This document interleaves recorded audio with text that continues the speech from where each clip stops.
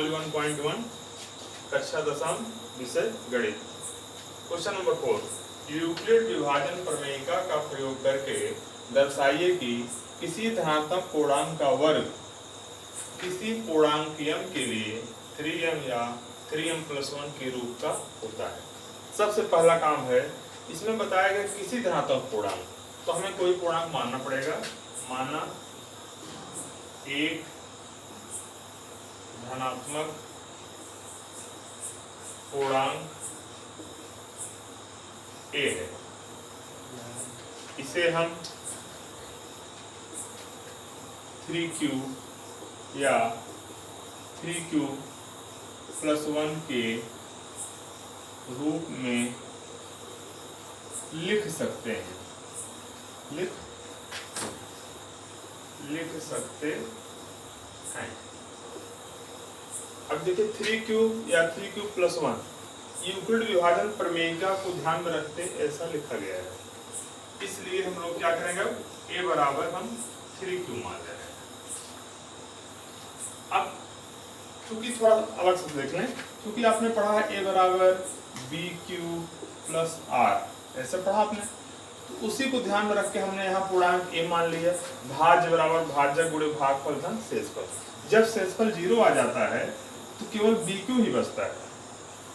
भाई किसी संख्या में आप बड़ी संख्या में आप छोटी संख्या से भाग देंगे, अगर संख्या पूरी विभाजित हो गई शेषफल 0 आ जाएगा, तो यह भाग रहेगा नहीं, केवल bq बचेगा। तो इस टाइप का रहेगा, 3m टाइप का। मान लो शेषफल 1 बच गया तो ऐसे हो जाएगा, माने bq+1 इस टाइप का हो जाएगा, वही a बराबर। तो इसी को ध्यान इतना मन में आपके रहना चाहिए, तब ये चीज बन पाई है। 3q या 3q+1 के रूप का लिख सकते हैं, तो इतना थोड़ा जानते रहे अलग से। अच्छा, अब हम लोगों ने लिखा, माना कोई पूर्णांक ये था तो उसको a बराबर 3q लिखा हमने।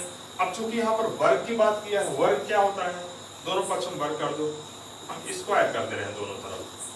इधर भी हो जाएगा 3q का स्क्वायर हो गया, इधर हो जाएगा a² इम्प्लाई z, दो बराबर नहीं लगाते, यहाँ इम्प्लाई z चिन्ह रहेगा, जिसका अर्थ है केवल एक बराबर लगे, वो भी एकदम ठीक ऊपर नीचे, 9q²। ऐसा लिखा आपने 9q²। अब देखते हैं आप कि वर्ग को हम क्या 3m के रूप में लिख सकते हैं।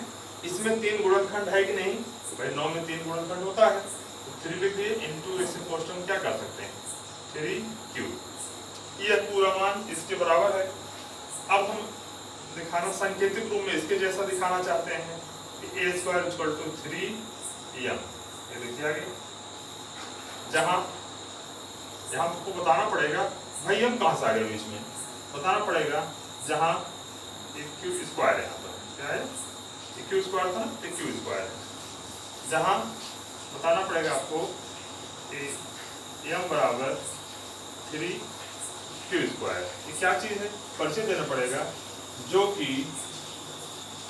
एक पूर्णांक है। एक पूर्णांक हो गया ऐसे, पूर्णांक मतलब कि आप इसको ऐसा ना समझे कि ये क्या चीज आ गया, या हम एक परिचय दे रहे पूर्णांक के लिए, ये पूर्णांक ही कोई है। अच्छा, आगे हम बात करते हैं इसी प्रकार, आगे के लिए बात करते हैं। दूसरा है हमारा, जैसे a बराबर, इसको लिख लें, a बराबर 3q+1, यहाँ भी स्क्वायर करें दोनों पक्षों में, क्या देखते हैं ये 3m+1 के रूप में आता है नहीं आता है। तो हम चलिए a² कर दे रहे हैं, ऐसे स्क्वायर करने से क्या हो जाएगा 3q+1 का होल स्क्वायर हो जाएगा। इसको क्या लिख देंगे फिर, a² देखिए a+b होल स्क्वायर जानते हैं, a² + 2ab+b², तो इसे यहाँ लिख दे रहे हैं हम 3q का स्क्वायर + 2 लिख दे रहे हैं इंटू 3q इंटू 1, और उसके बाद प्लस क्या हो जाएगा b² माने 1 का स्क्वायर, तो हो जाएगा 9q² + 6q + 1, ऐसा हुआ। अब आगे फिर बढ़ाते हैं, a² = अब देखते हैं यहाँ पर 1 इसमें लास्ट में है, तो 1 इसमें भी कोई बात नहीं, 1 पड़ा रहने दो। इन दोनों में 3 कॉमन मिल जाएगा हमको, 3 कॉमन ले सकते हैं हम 3, और चूंकि हमको 3 ही कॉमन लेना है, 3 दिखाना है, बाकी कॉमन तो इसमें q भी हो जाएगा, केवल 3 से मतलब हमारा है। 3 लिखते हैं, तो यहाँ बचा क्या 3q², इसका इसमें कॉमन में भाग देना पड़ेगा, 3 से भाग देंगे 3q², इधर हो जाएगा +2 क्यू, और 3 दूनी 6 हो गया, 2 क्यू आ गया, +1। कॉमन तो क्यू भी है, लेकिन हमको 3 दिखाना है, जिसमें यम लाना है पड़ेगा इसको अभी। अब इसी को आगे हम और आगे बढ़ा दे रहे हैं, देखें ऐसे, इसी को लिख दे रहे हैं a² = 3m + 1। देखिए आ गया इस टाइप का, लेकिन यम कहाँ से आ गया? अब इसके बदले में यम मान लिया हमने, जहां 3q² + 2q = यम, जो कि क्या है, यहाँ लिखेंगे तो जो कि एक पूर्णांक है। पूर्णांक है, जैसे पूर्णांक माने धनात्मक हो सकता है, ऋणात्मक हो सकता है, चूंकि ये धनात्मक के लिए हो सकता है, धनात्मक के लिए बात की गई। विष्णु विभाजन पर धनात्मक संख्याओं के लिए हम रखते हैं पूर्णांक के लिए, तो यहाँ धनात्मक की बात रखेंगे। किसी धनात्मक पूर्णांक यम के लिए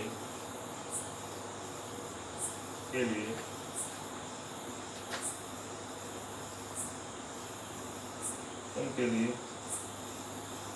पूर्णांक के वर्ग को 3m या 3m + 1 के रूप में रखा जा सकता है।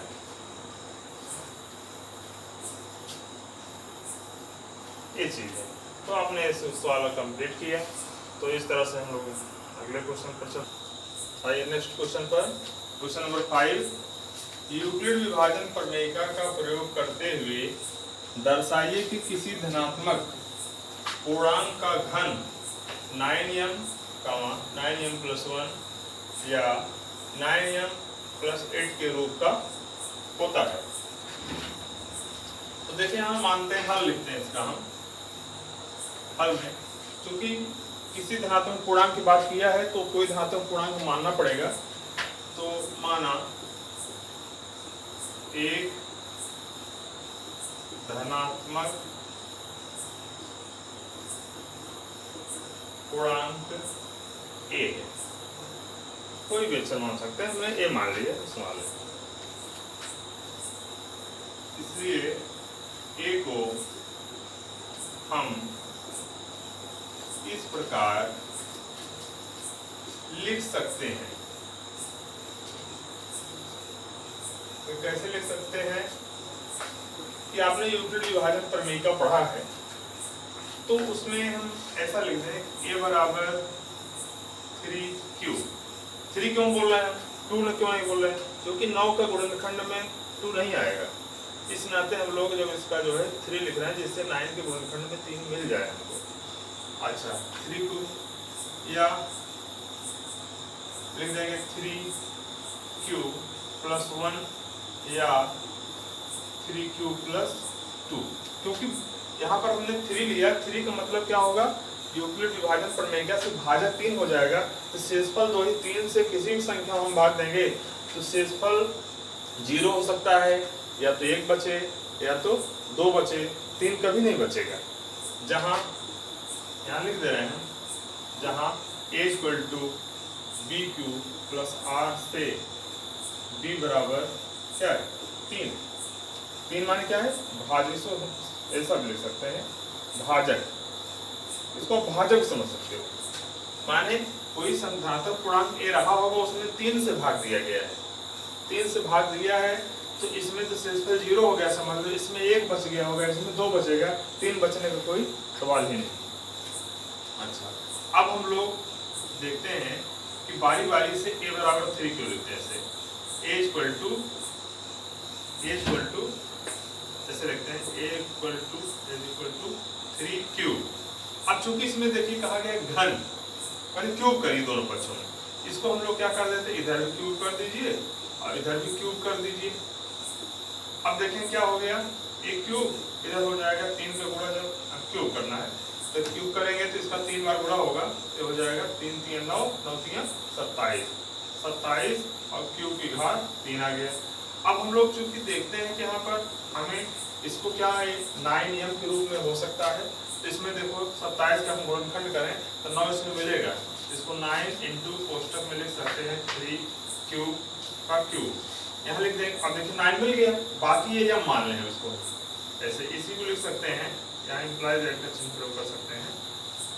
अच्छा a क्यूब इक्वल टू क्या हो गया 9m, ये आपका एक आंसर समझ में मिल गया। देखिए कहा था इस रूप में लिख सकते हैं ना, मिल गया।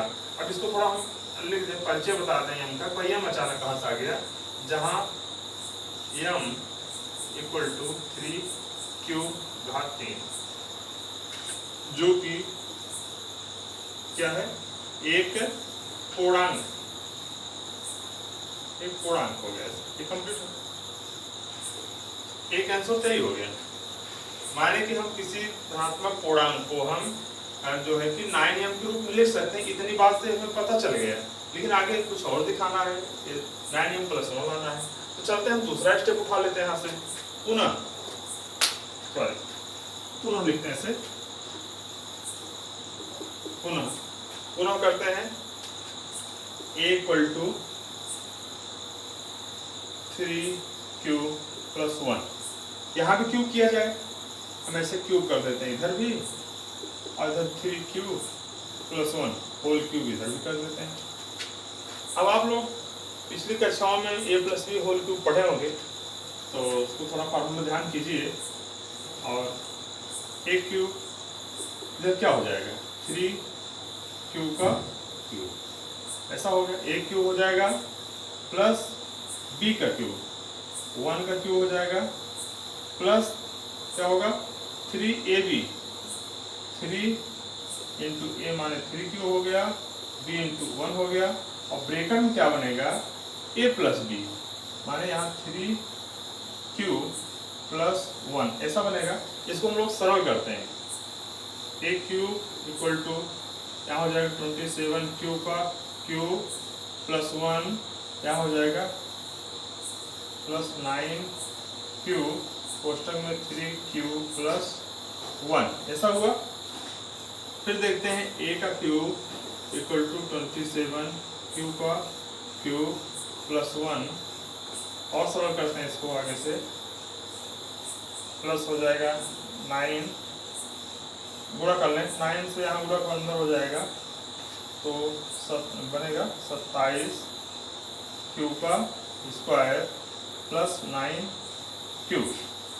अब देखें हमें क्या लाना है, 9m + 1, तो लास्ट में 1 जाना चाहिए। इस 1 को हम लास्ट में कर दे रहे हैं, 27q का क्यूब + 27q स्क्वायर + 9q + 1। अब चूंकि इसमें देखिए यहाँ से यहाँ तक तीनों पदों में 9 कॉमन हो जाएगा, तो हम a क्यूब, यहाँ भी a क्यूब रहेगा, इक्वल टू क्या लेते हैं, 9 कॉमन ले रहे हैं, क्या होगा 9 × 27, क्यूब का क्यूब हो गया, और फिर 9 × 27 क्यूब का स्क्वायर हो गया, प्लस क्यूब हो गया, लास्ट में 1 आ गया, ऐसे लास्ट में 1 आ गया। तो फिर देखें क्या 1 आ गया, इसको हम क्या लिख देंगे, a cube equal to 9m + 1। ये जो ब्रैकेट में लिखा गया इतना, देखिए 9 कॉमन लिया, 9 × 27 हो गया, 3 हो गया, और क्यूब वैसे बना हुआ है, क्यूब भी कॉमन है, लेकिन हमको 9 दिखाना है यहाँ पर क्योंकि गुणनखंड में, तो इसलिए बाकी कॉमन लेने की आवश्यकता नहीं है। तो 3q क्यूब हो गया + 3q स्क्वायर + q + 1 हो गया। अब देखिए हमारा भी एक दूसरा स्टेप आ गया, जो हम लाना चाहते थे कि किसी धनात्मक पूर्णांक का घन 9m + 1 के रूप में लिखा जा सकता है। थोड़ा हमें परिचय देना पड़ेगा, लिखना पड़ेगा, जहाँ इसके आगे लिखेंगे, जहाँ m इक्वल टू, भाई m किसके स्थान पर आया, m का मान कितना है, ये है 3q का क्यूब, यही लिखना है सेम, और प्लस 3q का स्क्वायर और प्लस q, जो कि एक पूर्णांक है। इसको हम चाहे तो नीचे आगे ले सकते हैं। अतः इस प्रकार हम समझ सकते हैं, अतः इस प्रकार स्पष्ट है कि किसी धनात्मक पूर्णांक का घन 9m कामा या 9m+1 या 9m+8 के रूप में लिखा जा सकता है। यह लगा है तो इतना दोनों स्टेप हो गए, तो उसी में यही आ गया। और आगे हम चाहें तो आगे स्टेप से ला सकते हैं उसको, लेकिन इतना पर्याप्त है, क्योंकि यदि इसका स्टेप किया जाएगा 3p+2 का तो इस तरह ये भी आ जाएगा, लेकिन ऐसा यह लगा है तो दोनों करके हम एक दिखा दिए। इस तरह से आपका यही क्वेश्चन कंप्लीट हुआ। इसका आप अभ्यास करें और जो है किस तरह से आप देखते रहें, आपको हर एक क्वेश्चन का एक बढ़िया हल मिलेगा और तैयारी जो आपकी बराबर बनी रहेगी, ये हमारा विश्वास है।